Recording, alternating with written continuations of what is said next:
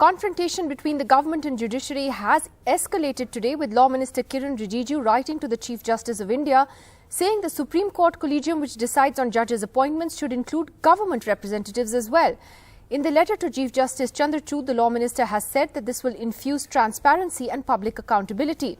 As news of the letter broke today, Delhi Chief Minister Arvind Kejriwal called it a dangerous move, saying there should be absolutely no government interference in judicial appointments, while the Congress said this was an attempt to intimidate and then capture the judiciary. But responding to Mr. Kejriwal's tweet, the Law Minister said that his letter was just a precise follow-up action suggested by the Supreme Court when it struck down the National Judicial Appointment Commission, or the NJAC. That was, of course, projected as the alternative to judicial appointments by Parliament and then rejected as illegal by the Supreme Court. Well, Arvind Gunasekar now joining us for more on that big story. Now, Arvind, we've seen this confrontation for several weeks now. The Law Minister, the Vice President all making targeted remarks at the way judges are appointed. But is there any word at all from the Supreme Court on Kiren Rijiju's letter, or is there silence?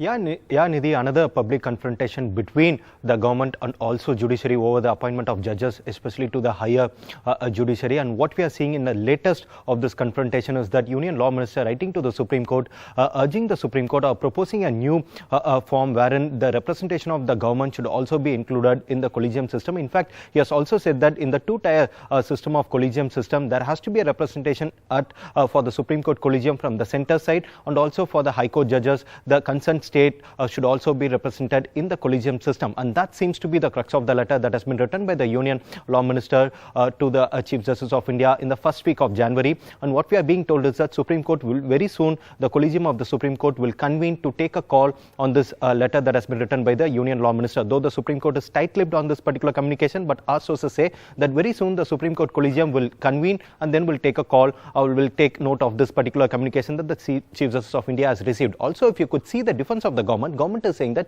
we are not doing anything extraordinary. What was given in the NJAC judgment by the Supreme Court Constitution Bench in order to rejig or in order to complete the memorandum of procedure for appointment of judges, that is something that the centre is saying that we are just following what has been proposed in the NJAC judgment, and that's why we are making such recommendations for in order to strengthen the memorandum of procedure. And the government is saying that this is just to ensure that there is transparency and also public accountability when it comes to the appointment of judges. All right, Arvind, thanks very much. Quite a big developing story there. Thanks very much for joining us.